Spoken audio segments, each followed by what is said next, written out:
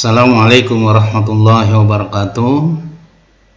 Alhamdulillahirrabbilalamin. Kita kembali bersua pada kuliah Al-Islam ke Muhammadiyah 5. Kali ini kita akan membahas tentang akhlak, yaitu menyangkut tentang pembagiannya.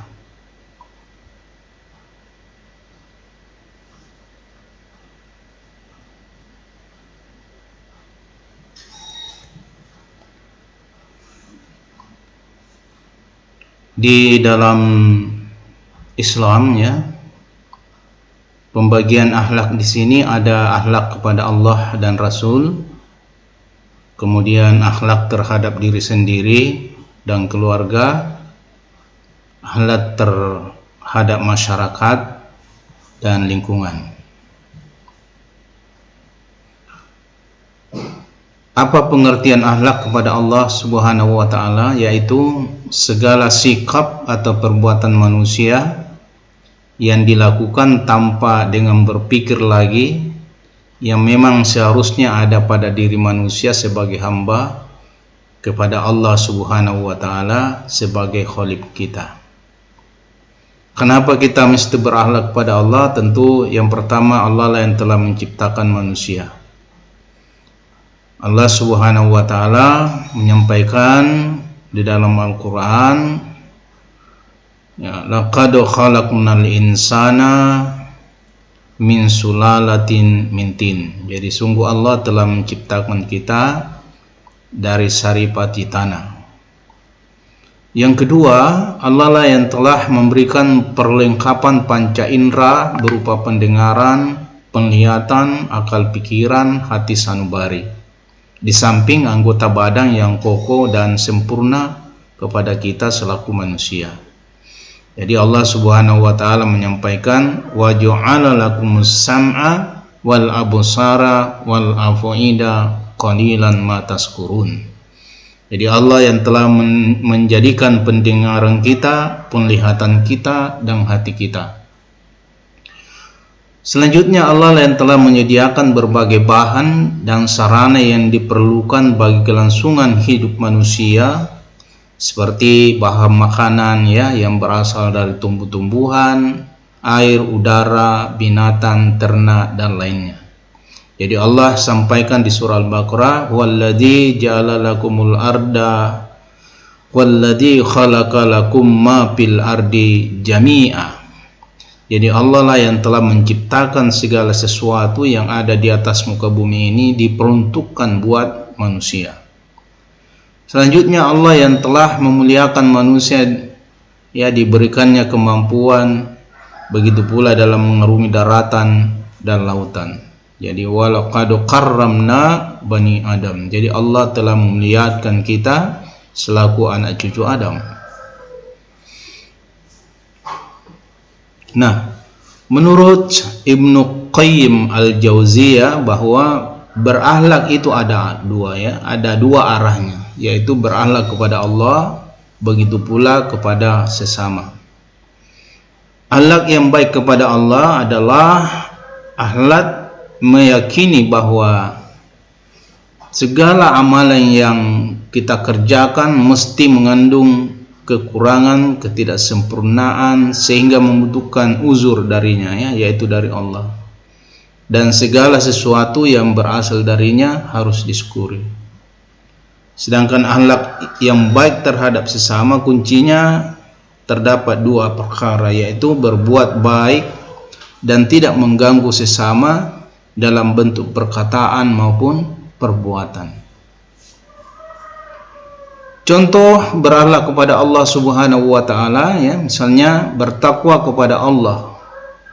Jadi Allah sudah menyampaikan, ya ayyuhalladzina amanuttaqullaha haqqa tuqatih wa la tamutunna illa wa antum muslimun. Dalam artian di sini kita mengerjakan perintah Allah, menjauhi segala larangannya.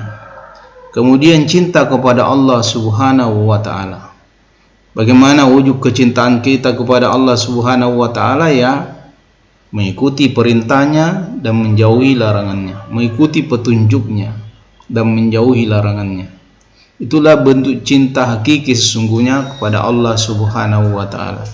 Jadi bukan hanya sekedar ucapan, tetapi ketaatan itulah yang paling penting dibuktikan sebagai bentuk cinta kita kepada Allah Subhanahu wa taala. Yang kedua, ikhlas dalam mengerjakan perintah Allah Subhanahu wa taala. Jadi ikhlas, tidak ada niat yang lain kecuali hanya kepada Allah Subhanahu wa ta'ala, mengharapkan balasan dari apa yang kita kerjakan.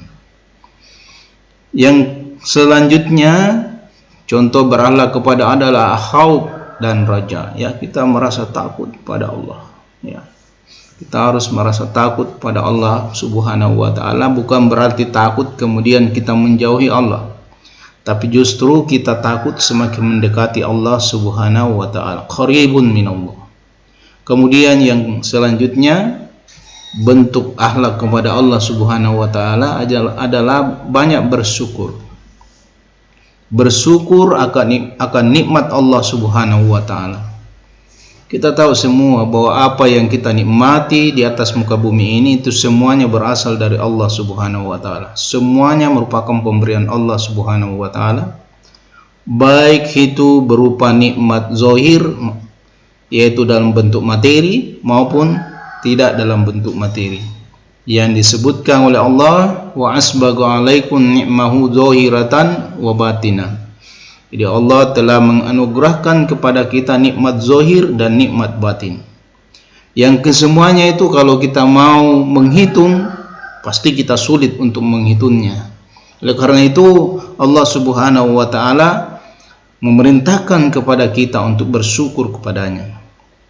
Wala in syakartum la ajidannakum wala in kafartum inna azabi lasyadid. Kalau kita mensyukuri apa yang diberikan oleh Allah, maka Allah akan tambahkan nikmatnya kepada kita. Sebaliknya ketika kita mengkufuri nikmat Allah, Allah mengancam kita dengan azab yang pedih. Inna azabi lasyadid. Selanjutnya kita muraqabah kepada Allah Subhanahu wa ta'ala. Bentuk akhlak yang lain kepada Allah adalah bertaubat kepada Allah. Banyak-banyaklah bertaubat, karena kita semua ini tidak ada manusia yang terlepas dari dosa. Likulli bani Adam khotoyun wa khairu khotoyin tawwabun.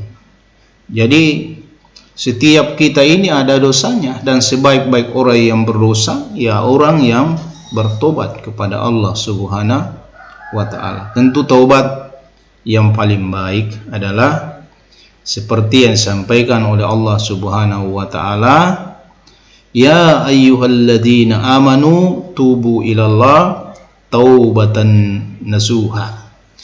Jadi wahai orang beriman, bertobatlah kepada Allah dengan taubat yang sebenar-benarnya. Asa rabbukum ayyukaffir ankum sayyiatikum. Karena boleh jadi Allah akan mengampuni, menghapuskan kesalahan-kesalahan yang kita lakukan.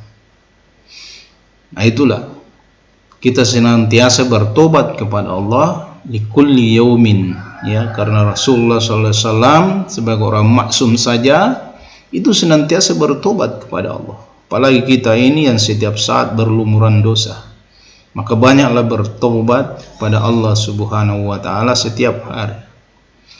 Kata Rasulullah dalam hadis, ya ayuhan nas tubu ilallah wa inni tubu ilallah likulli yawmin mi'atu marrah. Wahai manusia, bertobatlah kepada Allah, sungguhnya saya bertobat kepada Allah setiap hari itu 100 kali. Luar biasa, Rasul yang tidak punya dosa, yang disebut maksum, tetapi beliau masih menyempatkan diri setiap hari bertobat kepada Allah, ya paling kurang 100 kali.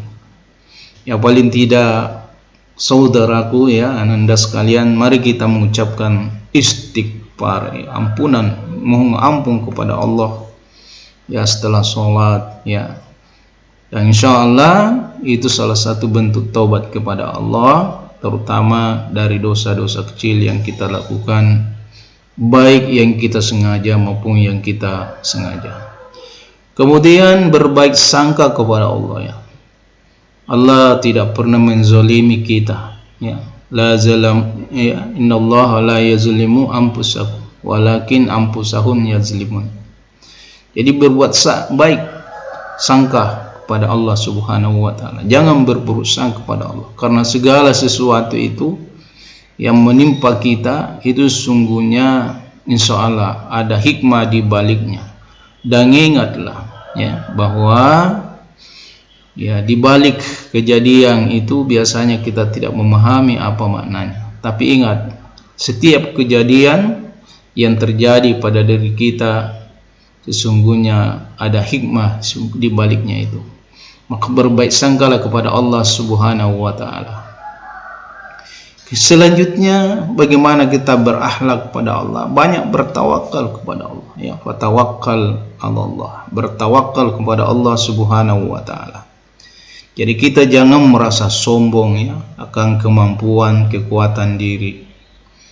Kita ini punya keterbatasan di dalam melakukan sesuatu. Maka bertakwalah kepada Allah, bertawakallah kepada Allah Subhanahu wa taala. Setelah kita berikhtiar, serahkan kepada Allah Subhanahu wa taala, minta pertolongan Allah Subhanahu wa taala, ya, mudah-mudahan Allah memberikan pertolongan kepada kita. Kemudian senantiasa memikirkan keindahan ciptaan Allah. Coba perhatikan alam raya ini, begitu teratur rapi diciptakan oleh Allah Subhanahu wa taala. Langitnya yang begitu indah, yang disebutkan ada sebanyak 7 lapis, dihiasi dengan bintang-bintang yang berkelip-kelip indah di malam hari. Gunungnya, relief buminya, ada lembah, ada gunung yang menghijau, kemudian gunung yang berwarna-warni, sungainya yang mengalir airnya, kemudian hamparan-hamparan alamnya yang lain yang begitu indah. Maka pikir-pikirkanlah keindahan ciptaan Allah, dan itu insya Allah bahagian daripada zikir akal kita kepada Allah Subhanahu wa ta'ala. Ketika kita mampu memikirkan itu, maka insya Allah kita akan semakin takjub kepada Allah Subhanahu wa ta'ala. Bagaimana mungkin Allah Subhanahu wa ta'ala begitu menciptakan alam ini, begitu rupa indah dan bagusnya dengan penuh keseimbangan, sehingga insya Allah akan keluar ucapan dari kita, ma khalaqta hadza batila subhanaka faqina azaban nar. Selanjutnya tentu melaksanakan apa-apa yang diperintahkan oleh Allah Subhanahu wa taala. Demikian, semoga bermanfaat apa yang sempat saya sampaikan. Mohon maaf atas segala kekurangan. Jika ada kebenaran, datangnya dari Allah Subhanahu wa ta'ala, dan jika ada kekurangan, datangnya dari saya pribadi sebagai manusia yang daif. Hadanallahu wa iyyakum billahi fi sabil haq fastabiqul khairat. Nun wal qalami wa masturun. Assalamualaikum warahmatullahi wabarakatuh.